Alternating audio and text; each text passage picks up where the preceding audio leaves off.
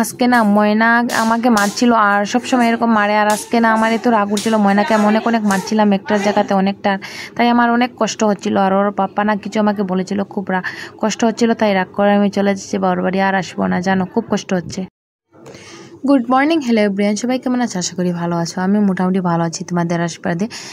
আর সকালবেলা আমি ছোট্ট একটা ব্লগ শুরু করলাম। আর দেখো আমি বর্তমানে ঠাকুরঘরে আছি, আর আজকে হলো শনিবার, তাই আমি মা কালীর কাপড়গুলো সব চেঞ্জ করে মা কালীর ঘর নতুনভাবে বসিয়ে আর পুজো দিলাম আজকে। আর কারণ আমরা প্রত্যেক শনিবারে মা কালীর ঘটগুলো চেঞ্জ করি, আর মানে কাপড়গুলো সব চেঞ্জ করি, সোমবারে শিবের আর বৃহস্পতিবারে লক্ষ্মীর, ঠিক আছে। আর অমাবস্যা পূর্ণিমাতে আমাদের বড় খুশি ঠাকুরের সবগুলো কাপড় চেঞ্জ করে। আর দেখো আমার কাপড় চেঞ্জ করে আমার পুজো দেওয়া কমপ্লিট হয়ে গেছে, তাই ভাবছি একটুখানি ভিডিও করে নেই। দেখো আমার সব কিছু কমপ্লিট।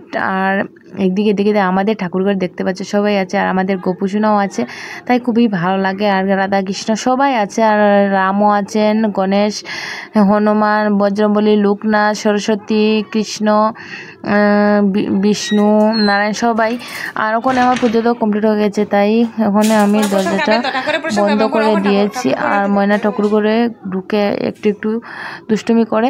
আর একদিকে বাইরে চলে আসলাম, বাইরে দেখো একদিকে বৃষ্টি হচ্ছে আর একদিকে রৌদ্র, জানো। আর মনে হচ্ছে এখনই বৃষ্টি চলে আসবে নাকি এরকম লাগছে। আর একদিকে একটুখানি রৌদ্র, আর একটুখানি রৌদ্র দেখে আমি বালিশগুলো একটু রোদে দিয়েছিলাম। আর কারণ রৌদ্রে কয়েকদিন থেকে বালিশগুলো দিতে পারিনি, আর এখানে এইগুলা একটুখানি রোদে দিয়েছি, ভাবছি একটুখানি শুকালে একটু ভালো হবে। আর একদিকে আমি ঘর ঝাড়ু দিতে লেগে পড়লাম। আর সকালবেলা আমাদের বাসি ঘর দেওয়া এক ধরনের কমপ্লিট হয়ে গেছে, তাই ভাবছি ওখানে আর একবার আমি ঝাড়ু দিয়ে দিচ্ছি, কারণ একটু পরপর ঝাড়ু দিতে হয়, কারণ এই রুমটা বেশি লেতরা হয়।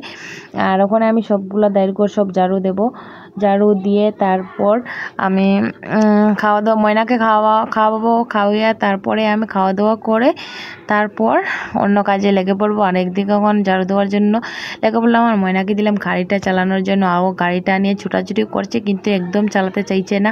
ওকে বললাম পাপা গাড়িটা একটু চালাও, ও জানি না চালায় না। দেখো আমাকে স্কিল দিয়ে কীরকম জুড়ে একটা বাড়ি মারছে, তাও আমি ওকে কিছু বলিনি। আর যখন রাগ উঠবে সত্যি কয়েকটা দিয়ে দেবো। দেখো ওকে আমি অনেকটা মারলাম, আর মারে আমার অনেক কষ্ট হচ্ছিল সত্যিকারের। আর ওর স্কেল দিয়ে আমাকে কয়েকবার মারছিল, তাই আমি ওকে মারিনি, বলছিলাম এরকম করে না, তারপরও মারছিল আমাকে, তাই ওকে স্কেল দিয়ে আমি 2-4টা লাড়িতে দিয়ে দিলাম। আর ও অনেক কষ্ট পেয়েছিল, তারপরে আমারও অনেক কষ্ট লাগছে মেরে। আর কি করব, একটুখানি না মারলে তারপরে আর ওর আর দুষ্টুমি আর সহ্য করা যায় না। আর একদিকে আমি করিডোরে চলে আসলাম, আর করিডোরটা ঝাড়ু দিয়ে নিচ্ছি। আর এখন আমি আমার রুমে ঝাড়ু দেওয়া কমপ্লিট হয়ে গেছে, এখন আমি দিয়েছি বারিন্দা ঝাড়ু, ঠিক আছে। আর আমাদের ঘরগুলো অনেক বড়, কি বলবো, বারিন্দাটা অনেক বড়, আর তাই এগুলো ঝাড়ু দিতে অনেক টাইম লেগে যায়। আর সবগুলা কুটা ঝাড়ু দিয়ে আর বাড়িতে ঝাড়ু দিয়ে সবগুলা দিতে একটু টাইম লাগে, কারণ কি করব, দিতে তো হবে।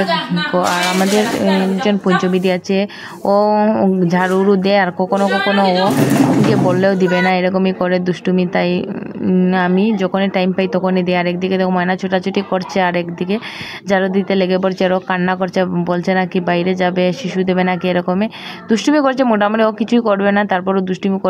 আর একদিকে দুষ্টুমি করে এরকমই কোনো একটা কাজে লাগবে, তারপর বারবার ওর কাছে যেতে হয়, ও বারবার মামা ডাকবে, এটা সেটা এরকমই দুষ্টুমি করবে। ওখানে ও হাগু দিচ্ছে নাকি। তারপরে আমি ঝাড়ু দেওয়া আমার কমপ্লিট। আর একদিকে হাত পা ধুয়ে আসলাম, আর ময়নাকে স্নান করিয়ে নিয়ে আসলাম, নিয়ে এসে তারপর ওকে খাওয়ালাম। আমি খাওয়া দাওয়া করে বাসন পরিষ্কার করে চলে আসলাম করে। আর এতক্ষণ কাম করছিলাম, এত গরম লাগছে কি বলবো বলার বাইরে। আর চুলগুলো একটু ভিজা ছিল, যখন চুলগুলো একটু চুল থেকে গামছাটা একটু সারালাম। আর একদিকে চুল কীরকম পড়ছে দেখতেই পাচ্ছ, অনেকগুলা চুল আমার ঝরে যাচ্ছে, জানি না কেন। আমার মাথা পুরো টাকলু হয়ে যাচ্ছে, আমার মাথাতে এত অবধি চুল ছিল বলার ভাইরা, এখানে আমার সব চুলগুলো পড়ে যাচ্ছে। ডেইলি এত চুল পড়ে, জানি না কেন এতগুলা চুল পড়ে, বুঝতে পারি না।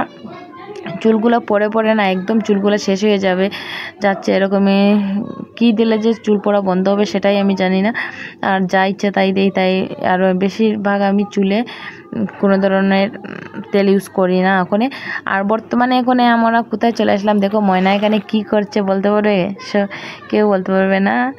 দেখো তো আমরা কোথায় আছি। ওখানে হঠাৎ করে একটা জায়গায় যাওয়ার জন্য প্ল্যান হলো, আর তাই চটপট করে চলে আসলাম। আর এত তাড়াহুড়োর মধ্যে আসলাম তাই কিছু বলতে পারিনি। আর একদিকে দেখো আমাদের বেডিং, এখানে ব্যাগ একদিকে, আর একটা মানে যা যা ছিল আমরা সব কিছু নিয়ে চলে আসলাম তাড়াহুড়ো করে রেল স্টেশনে। আর একদিকে দেখো আমাদের ট্রলি, আর সব কিছু নিয়ে চলে আসলাম। আর তখন আমি ভিডিও করতে পারিনি কারণ এত তাড়াহুড়ো করে আসলাম, আর একদিকে লেট হয়ে গেছিলো, আর বাজারে একটু কাজ ছিল তাই ঘর থেকে তো তাড়াহুড়ো করে বের হয়ে আসলাম। আর দেখো এখানে বসে ও গল্প করছে, আর একদিকে দেখো এইদিকে রেল স্টেশন। আর আমরা রেল স্টেশন থেকে একটু দূরে আছি, কারণ এদিকে আমরা উঠলে গাড়িতে আমাদের যেখানে গিয়ে নামবো সে পিছন দিকে ডাবাতে উঠলে আমাদের একটু সুবিধা হয়, তাই আমরা একটু পিছন দিকে দাঁড়িয়ে আছি আর এখানে বসে আছি। আর ওখানে যখন স্টেশন আসলাম তখনই শুনতে পেলাম যে অনেক লেট হবে আজকে ট্রেন আসতে, তাই 1 ঘন্টা 1.5 ঘন্টা মানে আমাদের এখানে বসতে হলো। আর এখানে ট্রেন চলে আসছে, এখানে ছেড়ে দিয়েছে। আমরা ট্রেনের ভিতরে উঠে পড়েছি, বসে পড়েছি। আর এখানে দেখো ট্রেন ছেড়ে দিয়েছে। আর এখানে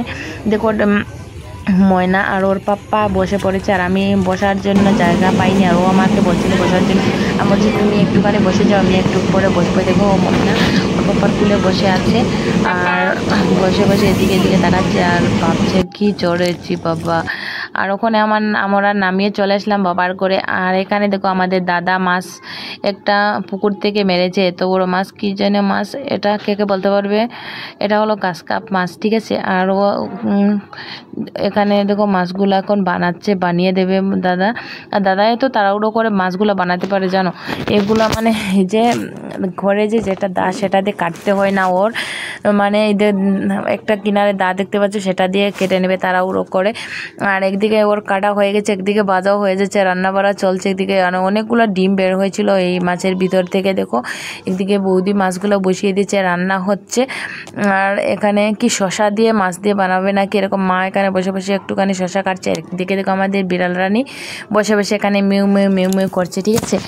আর একদিকে দেখো আমি আমাদের মানে কাকাতো ভাইয়ের বিয়ে, তাই বিয়ে বাড়ি যাবো, আর এর জন্য কিছু জিনিস আনছিলাম, সেগুলো এখানে বিছানার উপরে চিত্রে আছে। ট্রলির ভিতরে দেখো ব্যাগের মধ্যে কাপড়গুলো সবগুলো বের করে সব জিনিসগুলো চিত্রে নিলাম। একদিকে ডগ ঘুমাচ্ছে। আর এই ছিল আজকের ভিডিওটা, ভালো লাগলে লাইক কমেন্ট শেয়ার সাবস্ক্রাইব করতে একদম ভুলবেন না। পরবর্তী বিয়ের ভিডিও চলে আসছে, প্লিজ সাথে থাকো, দেখতে থাকো। বাই।